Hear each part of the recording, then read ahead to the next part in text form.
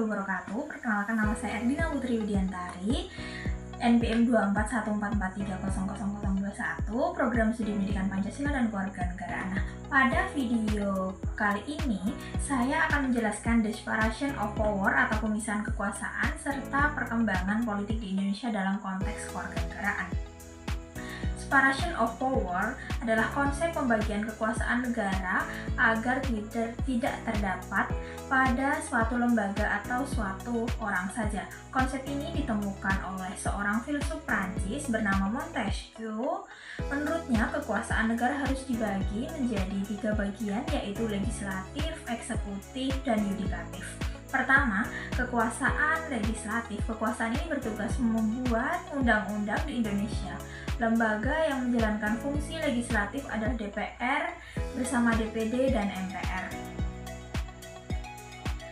Kedua, kekuasaan eksekutif. Kekuasaan eksekutif ini bertugas melaksanakan undang-undang dan menjalankan pemerintahan. Di Indonesia, eksekutif dijalankan oleh presiden, wakil presiden, dan para menteri.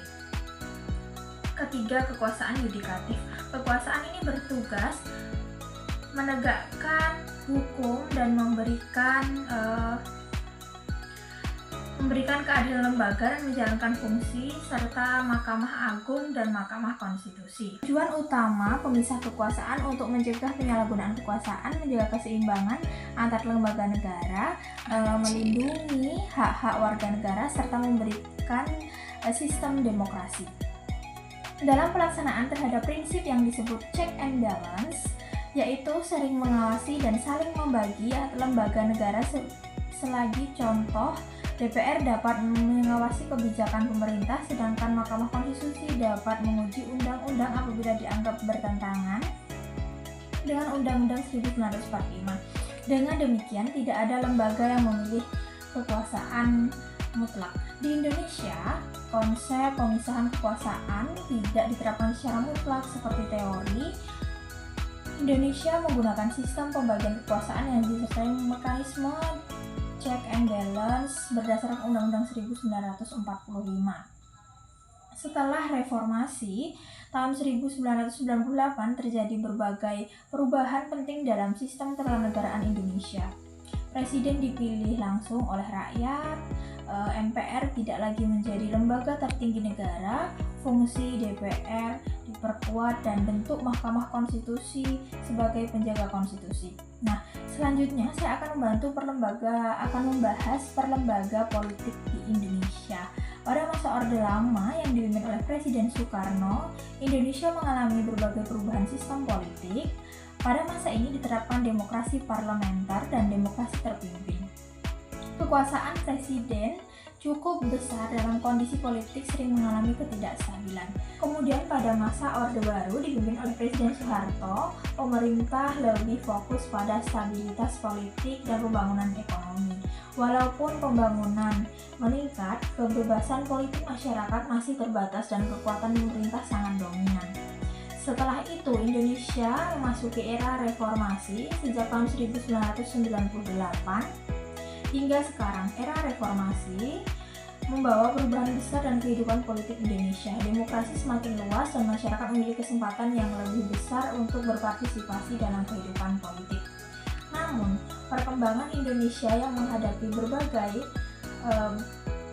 berbagai tantangan, salah satunya adalah korupsi yang masih menjadi di berbagai sektor. Perkembangan politik Indonesia juga menghadapi berbagai tantangan, salah satunya adalah korupsi yang masih terjadi di berbagai sektor. Selain itu, politik uang dalam pemilu, penyebaran hoax melalui media sosial, polaris politik di masyarakat, serta rendahnya literasi politik yang juga menjadi tantangan yang perlu diatasi bersama.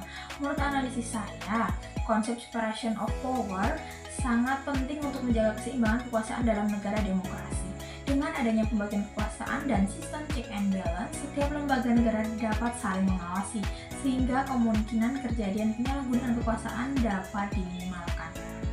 Nah, perkembangan politik di Indonesia setelah reformasi menunjukkan kemajuan yang cukup baik karena masyarakat memiliki kebebasan yang lebih luas untuk berpartisipasi dalam kehidupan demokrasi. Namun, keberhasilan demokrasi tidak hanya bergantung pada lembaga negara, tapi juga pada kesadaran dan partisipasi aktif seluruh warga negara. Sebagai kesimpulan, separation of power merupakan konsep pembagian kekuasaan negaraan ke dalam lembaga legislatif, eksekutif, dan yudikatif untuk mencegah terjadinya kekuasaan kekuasaan yang lebih berpihak kepada suatu pihak. Indonesia menerapkan sistem keseimbangan kekuasaan, yaitu melalui mekanisme check and balance untuk menjaga keseimbangan antara lembaga negara. Meskipun demokrasi Indonesia telah berkembang dengan baik, masih terdapat berbagai tantangan yang harus dihadapi agar tercipta pemerintahan yang lebih baik dan demokratis. Sekian video saya, penjelasan saya mengenai separation of power. Saya akhiri. Wassalamualaikum warahmatullahi wabarakatuh.